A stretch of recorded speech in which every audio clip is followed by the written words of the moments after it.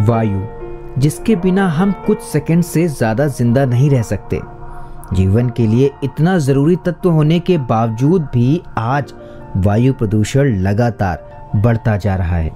आइए कुछ पल बैठते हैं बुजुर्गों की छांव में, जो देखी है उनकी आंखों ने जिंदगी के ढेरों अनुभव। उन अनुभवों से अनुभव हम आज लेते हैं। नमस्कार दोस्तों, आप सबका स्वागत है। विज्ञान प्रसार विज्ञान और प्रौद्योगिकी विभाग, भारत सरकार एवं अलगप्पा विश्वविद्यालय कराईकुडू तमिलनाडु के संयुक्त तत्वाधान में वरिष्ठ नागरिकों द्वारा प्रस्तुत एक खास कार्यक्रम श्रृंखला अनुभव में, जिसे आकार दिया है डॉक्टर आर श्रीधरन ने और मार्गदर्शन कर रही हैं कार्यक्रम की मेंटोर पूजा मुरादा। साथ ही निर्माता हैं चित्रा शर्मा और जमशेद खान, और जिसे आप सुन पा रहे हैं सामुदायिक रेडियो 90.8 FM 24 पर। और मैं हूँ आरजे सनी।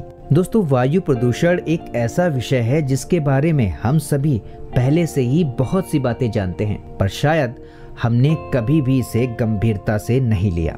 पर दोस्तों, कुछ देशों में इसके गंभीर परिणामों को देखते हुए कुछ सख्त कदम भी उठाए गए। जून 2015 में चिली ने वायु प्रदूषण की खतरनाक स्थिति को देखते हुए सेंटियागो में पर्यावरणीय आपातकाल घोषित कर दिया था। इसी तरह दिसंबर 2015 और दिसंबर 2016 में चीन की राजधानी बीजिंग में वायु प्रदूषण के कारण 2 बार रेड अलर्ट घोषित किया जा चुका है। और इससे पहले कि आप मुझसे पूछें कि भारत में वायु प्रदूषण की क्या स्थिति है, बताऊंगा, लेकिन पहले आइए बढ़ते हैं अनुभव कार्यक्रम की इस कड़ी में, जिसका विषय है वायु प्रदूषण, जिसे होस्ट कर रहे हैं प्रोफेसर पूनम सिंघवी और विषय विशेषज्ञ हैं डॉक्टर नीलिमा कुलकर्णी। तो पहले आइए कार्यक्रम की ओर बढ़ते हैं और इसके बारे में जानकारियां जुटाते हैं। फिर वापस लौटेंगे और आपको मैं बताऊंगा कि भारत में क्या स्थिति है वायु प्रदूषण की। नमस्ते मित्रों, मैं प्रोफेसर पूनम सिंघवी आशियाना उत्सव लवासा से FM 24 भिवाड़ी इनके अनुभव इस कार्यक्रम के अंतर्गत आप सबका पुनश्च एक बार हार्दिक स्वागत करता हूँ। मित्रों, इस कार्यक्रम के अंतर्गत आज हमारा प्रबोधन करेगी प्रोफेसर डॉक्टर नीलिमा कुलकर्णी, जिनसे हम पहले भी 2 बार मिल चुके हैं। डॉक्टर नीलिमा जी आज हमसे वार्तालाप करेगी वायु प्रदूषण अर्थात एयर पोल्यूशन इस विषय पर। मित्रों, हम प्रदूषण के बारे में बहुत पढ़ते सुनते आए हैं और यह प्रदूषण कई तरह का होता है, जैसे कि हवा, पानी आदि पर्यावरण के सभी तबकों का, और इसके कई कारण भी होते हैं। लेकिन आज डॉक्टर नीलिमा जी हमसे विस्तार में बातें करेगी खास वायु प्रदूषण के बारे में। तो आइए हम सुनते हैं डॉक्टर नीलिमा जी के विचारों को। नमस्कार, मैं डॉक्टर नीलिमा कुलकर्णी। आज हम वायु प्रदूषण इस बारे में कुछ बातचीत करेंगे। मेरे एक स्नेही प्रोफेसर पूनम सिंघवी, जो इन दिनों में आशियाना उत्सव लवासा में विराजते हैं, उन्होंने वायु प्रदूषण के संदर्भ में कुछ सवाल भेजे हैं और उन सवालों के समाधान के लिए मैं इस विषय पर आपसे कुछ वार्तालाप करना चाहूँगी। उनका पहला प्रश्न है, वायु प्रदूषण क्या है? वायु ये पृथ्वी पर के जीवन का एक आवश्यक अंग या तत्व है। इसी से ही प्राणी एवं जीव जंतुओं को ऑक्सीजन प्राप्त होती है, जो जीवन का आधार है। इसी वायु से वनस्पति को कार्बन डाइऑक्साइड मिलता है और वनस्पति सूर्य प्रकाश की उपस्थिति में अन्न तैयार करती है। वायुमंडल एक कंबल के समान है जो पृथ्वी के तापमान को नियंत्रित रखता है। स्वच्छ वायु में ऑक्सीजन, नाइट्रोजन, कार्बन डाइऑक्साइड, बाष्प, धूलिकण इत्यादि चीज़ें होती है, ये हम जानते हैं। लेकिन वायु पर होने वाले बाहरी प्रभाव से वायु प्रदूषण होता है। स्वच्छ वायु में रसायन, सूक्ष्म पदार्थ, धूल, अन्य प्रदूषक, अधिक मात्रा में कार्बन डाइऑक्साइड, परागकण जैसे जैविक पदार्थ आदि के कारण वायु का प्रदूषण होता है। वैसे तो वायु प्रदूषण की समस्या नई नहीं है। ज्वालामुखी का विस्फोट, जंगलों में लगी आग, बढ़ती जनसंख्या के कारण बढ़ती आवश्यकताएं और प्रदूषण, बढ़ता हुआ फॉसिल फ्यूल का ईंधन, वनों का नष्ट होना, परागकण, धुआं, पदार्थों के सड़ने से निर्माण होने वाला मीथेन गैस, कूड़ा कचरा और इसी प्रकार के प्राकृतिक और मानवीय गतिविधियों से वायु प्रदूषण की समस्या जटिल होती जा रही है। अब उसके बाद उनका दूसरा सवाल है, वायु प्रदूषण कितने प्रकार का होता है? वायु प्रदूषण मुख्यतः 2 प्रकार का होता है, जैसे आंतरिक वायु प्रदूषण और बाहरी वायु प्रदूषण। और प्रदूषकों को भी प्राथमिक या द्वितीयक के रूप में वर्गीकृत किया जा सकता है। मानव गतिविधियों से उत्पन्न प्रमुख प्राथमिक प्रदूषकों के नामों में सल्फर डाइऑक्साइड, जो कोयला और तेल के जलने से उत्पन्न होता है और उच्च तापमान पर दहन से नॉक्स या नाइट्रोजन ऑक्साइड्स उत्सर्जित होते हैं। कार्बन मोनोऑक्साइड, जो जहरीला होता है, वो कोयला या लकड़ी के ईंधन अधूरे जलने से उत्पन्न होता है। कार्बन डाइऑक्साइड ये ईंधन दहन से उत्सर्जित होने वाला वायु है और वो मोटर गाड़ी, ट्रक और अन्य वाहनों में से उत्सर्जित होता है और ये एक प्रमुख ग्रीन हाउस गैस भी है। साथ साथ हाइड्रोकार्बन, कीटकनाशक दवाओं का प्रयोग, पेंट, स्प्रे, पॉलिश का उपयोग, सूक्ष्म पदार्थ, कृषि प्रक्रिया से उत्सर्जित होने वाला अमोनिया, कूड़ा, सीवेज और उद्योगों से उभरने वाली गंध, रेडियोधर्मी प्रदूषक, ओजोन परत के लिए हानिकारक CFC इत्यादि प्रदूषक द्वितीयक के रूप में वर्गीकृत किए जाते हैं। अब इतना जानने के बाद उन्होंने ये भी पूछा है कि वायु प्रदूषण के दुष्परिणाम क्या होते हैं। वायु प्रदूषण का स्वास्थ्य पर बहुत बुरा प्रभाव पड़ता है, जैसे आँखों से पानी आना, गले में दर्द होना, छींके आना, सांस लेने में दिक्कत होना आदि अस्थायी दुष्परिणाम होते हैं। प्रदूषण बढ़ने पर एलर्जी होना, सांस की समस्या, हृदय रोग का जोखिम, फेफड़े का नुकसान, अस्थमा जैसे रोग बढ़ना और कैंसर जैसी बीमारी होने की संभावना बढ़ती है। वायु की खराब गुणवत्ता के प्रभाव दूरगामी है। वायु प्रदूषण के पर्यावरणीय प्रभाव भी ध्यान में लेने चाहिए।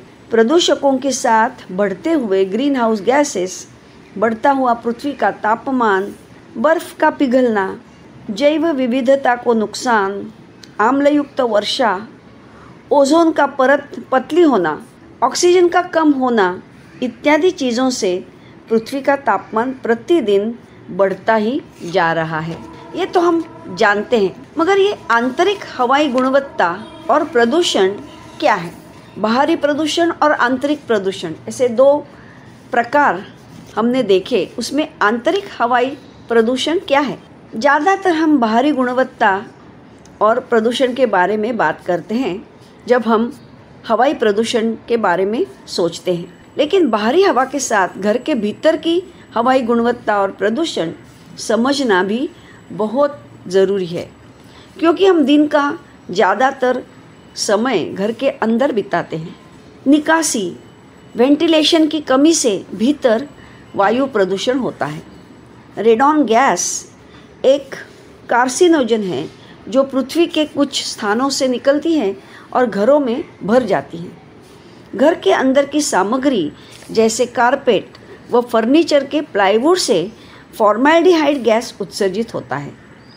पेंट्स वोलेटाइल ऑर्गेनिक कंपाउंड्स छोड़ते हैं। घर में जलने वाला धूप लगाने वाला एयर फ्रेशनर, स्प्रे, अगरबत्ती, ये सभी चीज़ों में से प्रदूषक निर्माण होते हैं और घर के अंदर काफ़ी समय तक रहते हैं। इसके अलावा घर में जलने वाला चूल्हा, छौंकने की क्रिया, धूम्रपान और कीटकनाशक स्प्रे का इस्तेमाल, इन सभी चीज़ों से आंतरिक प्रदूषण निर्माण होता है। यह आंतरिक प्रदूषण के बारे में हम बहुत कम सोचते हैं, मगर इस पर ध्यान देना बहुत ही ज़रूरी है। वायु प्रदूषण के जैविक स्रोत घर के भीतर भी पाए जाते हैं, जैसे पालतू जानवर के बालों से धूल, माइट्स बिस्तर, फर्नीचर, कारपेट पर बिखरते हैं, जो स्वास्थ्य के लिए बहुत हानिकारक है। घर में रहने वाला प्रदूषण को आमंत्रित करता है। अब उनका अगला प्रश्न था, वायु प्रदूषण कम करने के लिए क्या करना चाहिए? ये आप सबके लिए, हमारे सबके लिए सोचने की बात है। हम क्या करें जिससे आंतरिक और बाहरी वायु प्रदूषण थोड़ा कम हो। वायु प्रदूषण कम करने के लिए विभिन्न प्रदूषण नियंत्रक तकनीक और अर्बन प्लानिंग रणनीति हो सकती है। कई सहज सरल उपाय हम भी ध्यान में रख के कर सकते हैं, जैसे सोलर पैनल लगवाना, सौर ऊर्जा पर चलने वाले वाहनों का इस्तेमाल करना, पर्यावरण के लिए साइकिल का इस्तेमाल करना, वाहनों में ईंधन से निकलने वाले धुएं पर नियंत्रण रखना, वाहनों का सही से ख्याल रखना, निजी वाहनों की जगह सार्वजनिक वाहनों का इस्तेमाल करना, ज़्यादा से ज़्यादा पौधे लगाना, परमाणु परीक्षणों पर प्रतिबंध जो हम खुद नहीं कर सकते मगर एक नियंत्रण के और अर्बन प्लानिंग के तौर पर ये ज़रूर हो सकता है। सिंगल यूज़ प्लास्टिक के उपयोग को रोकना या कम करना, पर्यावरण के अनुकूल वस्तुओं का उपयोग करना और अपने आम जीवन में 3R का प्रयोग करना। 3R यानी रिड्यूस, रीयूज़ और रिसाइकल। रिड्यूस यानी अपनी ज़रूरतें कम करना ताकि हम प्रदूषक कचरा कम निर्माण करें। रीयूज़ यानी वस्तुओं का, चीज़ों का पुनर्वापर करें, जिसकी वजह से संसाधनों में बचत होगी और कचरा भी कम होगा। और रिसाइकल यानी चीज़ों का पुनश्चक्रीकरण करना, जिससे कचरे में से हम कुछ नया अलग रूप में पा सके, जिससे प्रदूषण भी कम हो। एक जिम्मेदार नागरिक के नाते हमें इन बातों पर ध्यान देना बहुत ही ज़रूरी है। धन्यवाद डॉक्टर नीलिमा जी। तो मित्रों, ये थी प्रोफेसर डॉक्टर नीलिमा जी। आशा करते हैं आपको ये कार्यक्रम पसंद आया होगा। हम आशा करते हैं कि हमें और भी कई अवसर मिलेंगे डॉक्टर नीलिमा जी से मिलने के और उनके मौलिक तथा अभ्यासपूर्ण विचारों को सुनने के। तब तक आप सुनते रहिए मित्रों, आपका अपना चैनल FM 24 भिवाड़ी। धन्यवाद दोस्तों। अब तक तो आप वायु प्रदूषण के बारे में सभी बातें अच्छी तरह से जान चुके होंगे, समझ चुके होंगे डॉक्टर नीलिमा कुलकर्णी और प्रोफेसर पूनम सिंघवी जी की इस बातचीत और वार्ता से। पर जैसा कि मैंने आपसे वादा किया था कि मैं वापस लौटूंगा और आपको बताऊंगा कि भारत में वायु प्रदूषण की क्या स्थिति है। दोस्तों, आपको बताऊं कि राष्ट्रीय वायु गुणवत्ता सूचकांक के मुताबिक देश के 15 से अधिक शहरों में वायु की गुणवत्ता तय मानक से काफी कम है। वहीं वर्ल्ड इकोनॉमिक फोरम की रिपोर्ट के अनुसार विश्व के 20 सर्वाधिक प्रदूषित शहरों में से 10 भारत के हैं। दिल्ली में प्रदूषण का स्तर विश्व स्वास्थ्य संगठन के मानकों से कई गुना ज्यादा है। इसके अलावा सड़क की धूल, उद्योग एवं ऊर्जा कारखाने, निर्माण गतिविधियों से पैदा होने वाली धूल, हरियाणा पंजाब में पुआल को जलाने, ये सब ऐसी गतिविधियां हैं जो जिम्मेदार हैं वायु प्रदूषण की। कई बार तो दोस्तों हम भी कूड़े कचरे को अपने घरों के बाहर जलाते हैं। पर इस प्रोग्राम के सुनने के बाद मैं आपसे इतनी उम्मीद तो लगा ही सकता हूँ कि कम से कम अब आप ऐसा नहीं करेंगे, घर के कूड़े कचरे को नहीं जलाएंगे।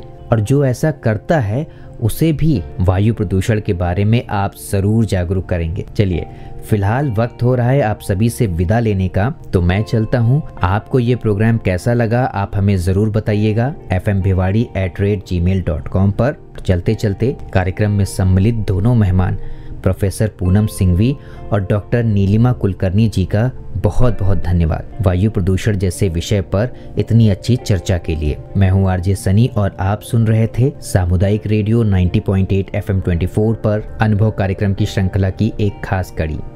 आप सुन रहे हैं 90.8 FM 24, आपका रेडियो, आपकी धड़कन।